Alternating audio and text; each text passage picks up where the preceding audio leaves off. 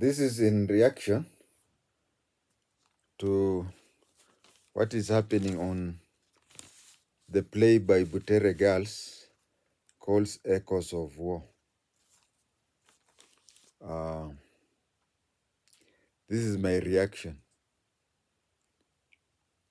I think if I had an access to the president, and I don't have access to the president.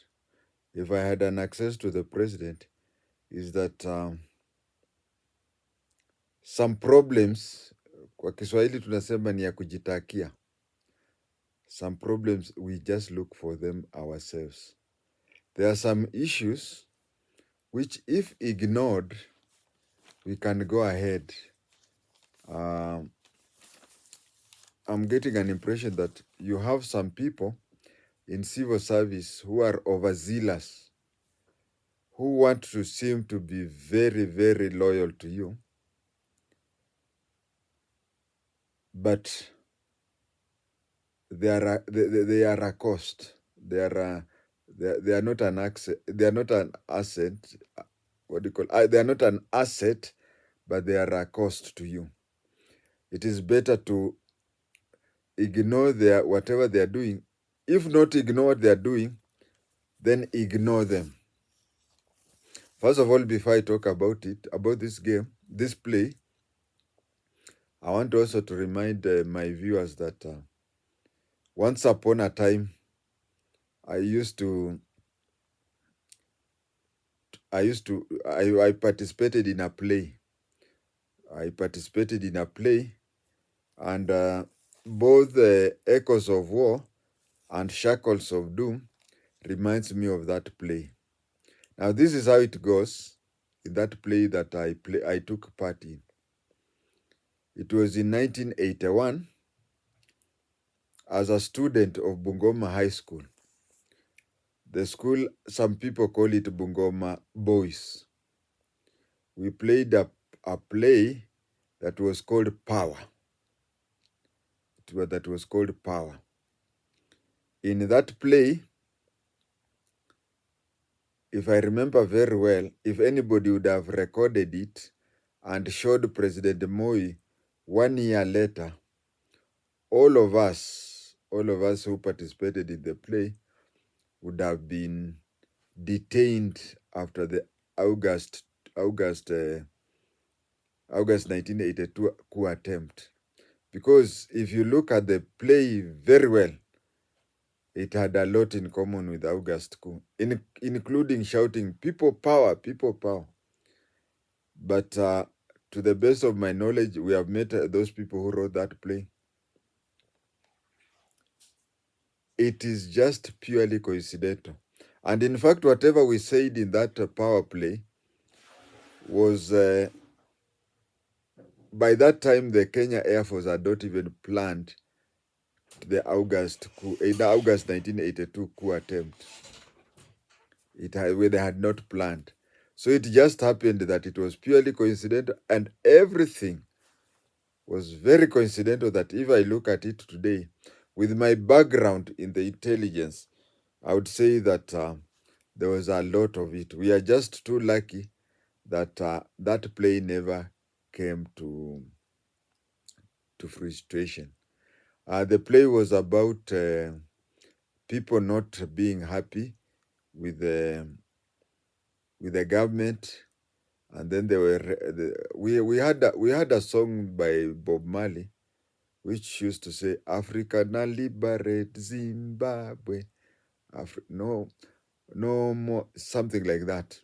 So we took a lot of things from there, and we were shouting with the clenched fists, saying, "Power, power, power." And if you look at those days we didn't have video cameras and whatever, but if you'd have recorded that and looked at it in the August 1982 coup, it was just, hey, if Moi would have gotten it, all the students plus the teacher and everything, we would have ended up in the coup. Now on Echoes of War. Echoes of War is a play that was written by Malala. Malala, the former senator for Kakamega and former Secretary General of UDA. This is not his first play that he has written that has caused hullabaloo.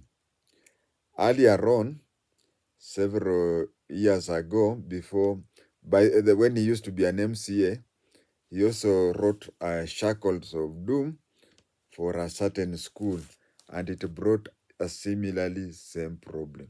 Now, if you ask anybody if he or she can recall Shackle of Doom, people will not. People, I'm sure they cannot remember. So some of these things, just like people forgot Shackles of Doom, if we can also forget what is happening, we cannot do on Echoes of War. People are trying to show it. People are trying to associate it, since it is the school that the first lady is an alumni. So that is how they are trying to do that. But there is too much hullabaloo about nothing. The worst enemy of a government, any government, is the zealous civil servants who want the head of state to think that they are protecting him.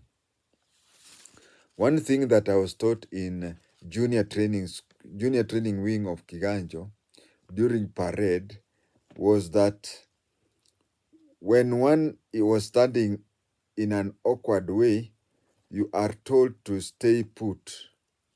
Any attempt to try to correct the wrong standing may attract the attention of observers. If you're in a parade and maybe your cape is slanting, if you raise your hand to try and correct it, a lot of people, so you just stay that way. They say kangumu. If you attempt to try to correct the cape that is lying on a side, it may attract observers.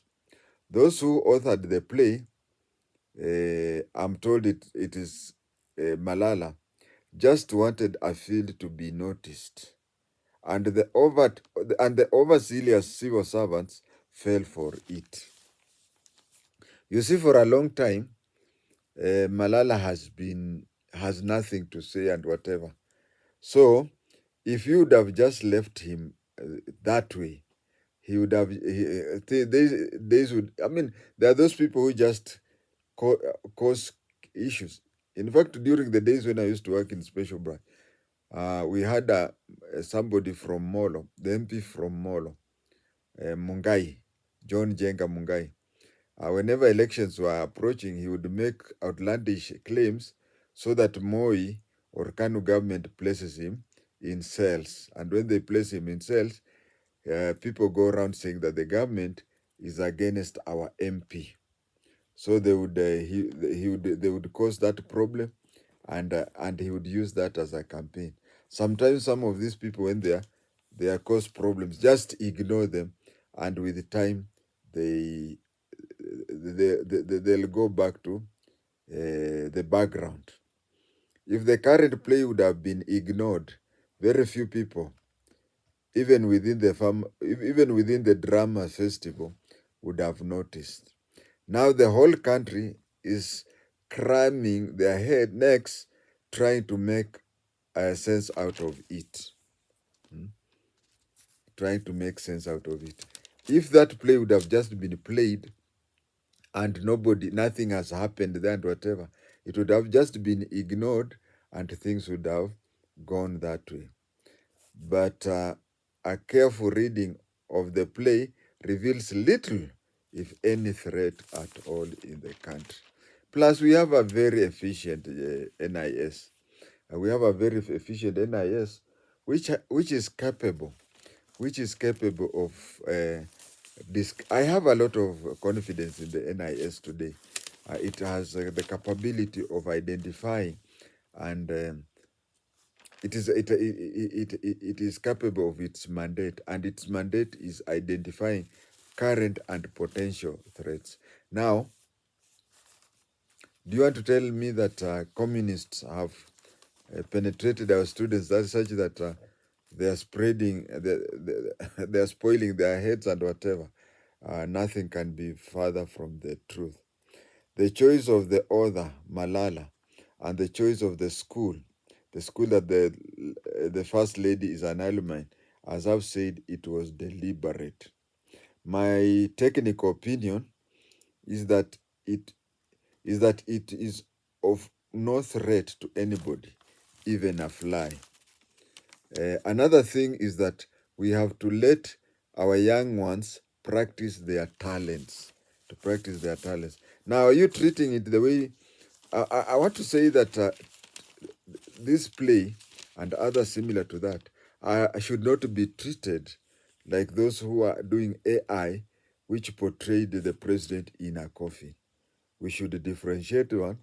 This is a better type of student doing that. Now they are scaring these small girls, and the small girls, some of them will even those some of them who may have ended up as actress now may be scared for life. Uh, Several riot squads in a girls' secondary school is shameful, to say the least. Why am I saying so? Riot police officers are going there. Girls may escape from the dormitories thinking that they are being invaded by police. And you see, girls being out of the compound at night, things may be even worse than even the. Let me not even say worse than the play, because the play has nothing bad about it. It is just something like that. Sometimes it is good to ignore such things and act as normal, even if it hurts you. We have some things in life where, for lack of a better excuse, let me give an example of Fanwell. Fanwell used to come to my house when I was a bachelor, still a new recruit from Kiganjo, several months, and he used to time me during meal times. And I used to I didn't know how to tell him off. There's even a time when I tried to not to go to my house at lunchtime. I decided one time to go to my house at 3 p.m. And he came panting. He said, "Hey," he used to call me uncle, although we were age mates. He said, "Uncle, hey, today when lunchtime came, I was so much committed somewhere that I thought I'll come and miss lunch. But God is great. Uh, God has postponed your lunch to 3 p.m. so that when I've come, I could not tell him that I'd postponed the lunch because of him. So we had just had lunch. I was looking for an excuse of trying to tell him off. He was eating my food. He would not even cook, and I would wash the plates and whatever. I used to try and look for a way to stop him from visiting, but I did not have the, the, the, the guts to tell him. Then one day he got a job.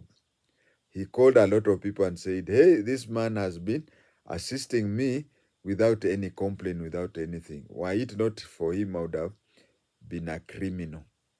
And I cheered and said, that is something very little. So what I'm trying to say here is that sometimes when something hurts you, don't show it out. Just ignore those things and they'll go out. Supposing I would have told him, Fanuel, I don't want you to come to eat free food without even washing plates or whatever. He would have forever hated me. But I've never met him for so many decades. But I'm sure wherever he is saying that I used to be a very good person who did not mind sharing my meals with. If things hurt you, just pretend as if nothing is happening and it will walk away. President Kipchirchir, these enthusiastic civil servants are your worst enemy. With them, you don't need an enemy. To those hurt, e.g., journalists and whatever, I pass my message of Pole. Uh, Sometimes we have, okay, it is good for you to suffer professionally and whatever, but you are not supposed to suffer in such a careless manner of enthusiastic civil servants who are useless.